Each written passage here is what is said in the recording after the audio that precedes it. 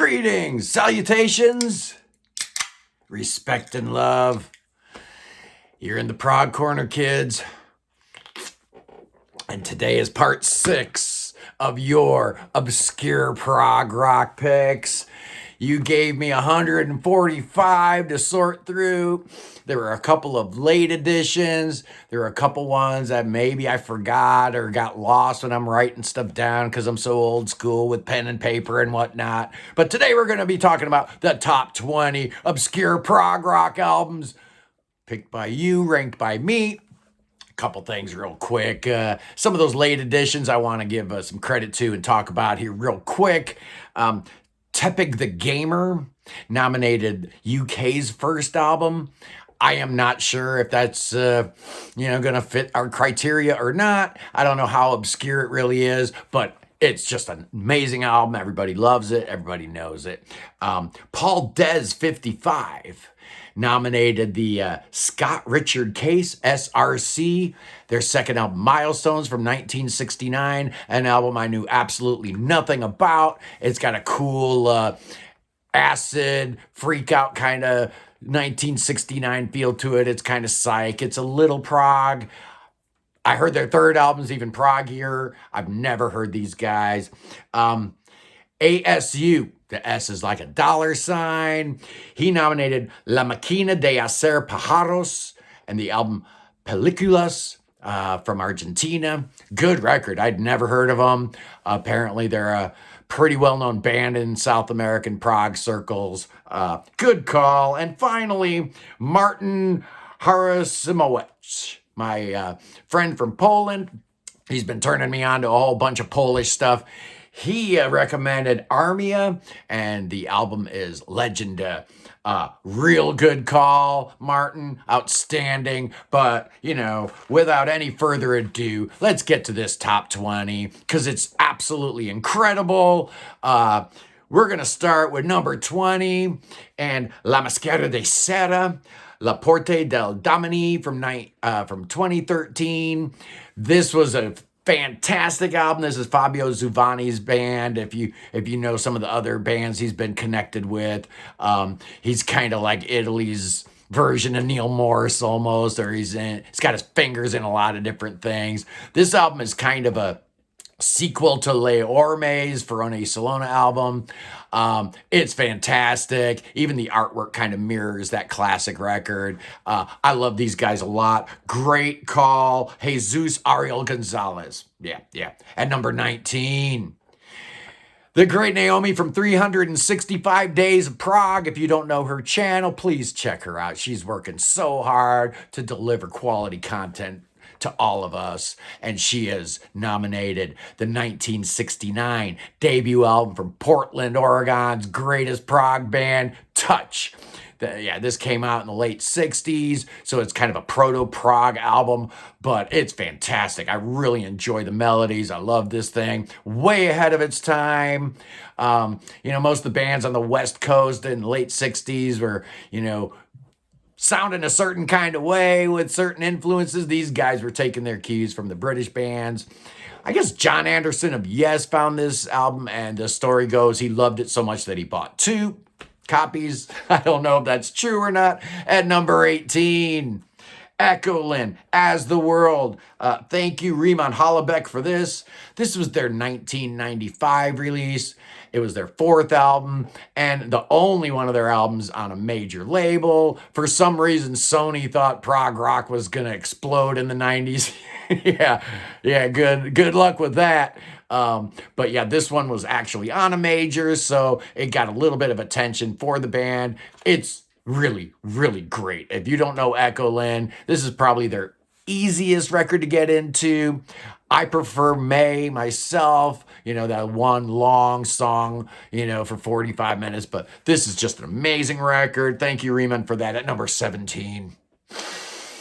Greenslade, Bedside Manners Are Extra, ARC album review. Picked this one. 1973, their second album, Dave Lawson, Dave Greenslade. What an amazing band. I love this album. I really like the first album a lot, but I think I like this one better.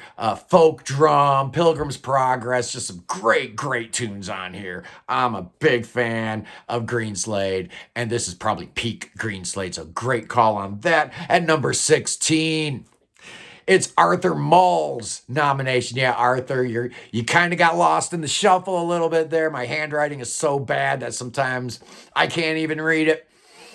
He has nominated IQ's debut album, Tales from the Lush Attic. Great, great album from 1983. The second wave of prog was just getting its feet, and bands like Marillion and Twelfth Night were starting to make a little bit of noise. But IQ's debut album is phenomenal. I really like the first two IQ albums a lot, and then their discography got a little iffy until Peter Nichols came back in, but whatever. Amazing call, great choice. Arthur Mull, thank you. At number 15, we're going to Italy with Goblin Roller, their second album from 1976. Is this their only non-soundtrack album? I think it might be, because I know their first album was a soundtrack, their third album was a soundtrack album, and the Roller is just amazing. It's kind of a continuation of where the boys in the band were going when we were still talking about that Cherry 5 band. But it's really great. I just love Goblin. I love that spooky stuff. It's just really cool. At number 14, the Cardiacs. Yeah, Cardiacs are here with their third album, Heaven Born and Ever Bright. This is an album that gets lost in the shuffle a lot. The label that it was released on, Rough Trade, went bankrupt like a week after this thing was released, so it got no promotional support whatsoever. It also gets lost in the shuffle because their second album, On Land and in the Sea, was so amazing, and then their fourth album was Sing to God, that this one really does get lost in the shuffle. William Drake is hardly on this thing at all. It's the first record with John Poole in the band, whom you might know from Life Signs now. But if you don't know Cardiacs, these guys are insane. These guys are nuts. You need to really be paying attention to what they're doing, because the music and the notes just fly right by you a million miles a second. But there's always tunefulness buried within all the complexity. Cardiacs are just incredible. At number 13, Pavlov's Dog, Pampered Menial. Yeah, I really like this band. Some people don't like David Surkamp's voice, but if you like Rush, you should have no problem with Pavlov's Dog. And this album is so good that it's even better than the second album, which came out, that had Bill Bruford on drums. That's how good this one is. A great American prog band, Pavlov's Dog. Good call. This was Not Now John made that suggestion. And Cardiacs was Frank Camiola, by the way. And Goblin was Paul Synths and drums. Man, I cannot get the hang of this thing. You would think by episode 6 I'd get kind of a feel for this, but I'm terrible at this whole thing. Number 12. Back to Italy with Locanda della Fate and their brilliant 1977 album, Forse le Lucciole non si amano. Thank you, Guernsey Man, for that. What a great band Locanda della Fate is. When I eventually do my Italian prog album, I will certainly be talking about this album a little bit more. This album came out a little bit late in the prog game, 1977, so it was kind of at the tail end of that golden era. This was perhaps the last great Italian prog album of the 70s. I love it. The vocals are raspy. The music is symphonic. It's just great. It's everything I want from an Italian album. And the album cover artwork, wow. Yeah, really good stuff. At number 11, this came to me courtesy of Ashnulhu. And it is MoeTar from These Small Seeds from 2012, a band I knew absolutely nothing about. Apparently, this is their first album. I loved it so much, I went back and listened to their second album, which I didn't think was quite as good. This is basically a two-piece band with Maria Dickinson on vocals and Tariq Ragab on bass. So that's where they get their name from, MoeTar. And it sounds kind of cool because you think of motor, but these guys ply in a very, very advanced progressive pop kind of stuff. I guess they came from a band that was kind of a politically charged funk band, and they bring some of that rhythmic prowess with them here. But I'm thinking like XTC. I'm thinking like, these guys are doing pop music at a whole different level. It's really cool. I'm in love with this band. Thank you so much, Ashnulu, for that suggestion. Fantastic stuff at number 10. Yeah, I told you there was going to be a Quebec Prog album in here, and I think you know what it is. At number 10, it's Harmonium, The Five Seasons. Les Cinq Saisons is what it's nicknamed in French. The actual French title of the album is Si on avait besoin d'une cinquième saison. No, something like that. Oh, one of the greatest album covers of all time. I mean, that's what lured me in originally to this album. Was I just couldn't believe how great the artwork was. I actually was a little bit disappointed with this album when I first heard it back in the day because there's no drums, so it's not really a rock and roll album. But those melodies, man, Serge Fiori, those beautiful melodies, the songs are just incredible. If you haven't heard this Harmonium album, do yourself a favor, just relax, grab yourself a drink and just chill out for a minute and just let it wash over you. It's incredible at number 9. Here's another new one from 2022. It's Capricorn's Constant, The Murder Wall. I did a review of this album a couple months ago. I gave it a perfect score. It's totally deserving of a 5 headphone score. I stand by it. I've been listening to it still. Even while I'm doing all these obscure stuff, I'll still find the time to put a little Capricorn's Constant on. And yeah, it's amazing. It's great. Number 8. We're going to Sweden and Änglagård. Viljans Oga from 2012. This was their third and most recent album for a band that's been together for, almost 30 years. It's weird that these guys only have 3 albums out. This one's every bit as good as their 2 albums from the 70s or from the 90s, rather. I love it. Some people thought it was a step down from those 2 that came out in the 90s. I disagree. I think this holds up incredibly well. I love Änglagård. Really good call. Marcos Wagner Olivieri. And let's see. Capricorn's Constant came to me from Eat My Steel. And Harmonium, I'm gonna have to look up. I don't know. I got my list here somewhere. I didn't write it down. I did not write it down. Whoever recommended Harmonium, let me know in the comments so I can give you some proper credit for that.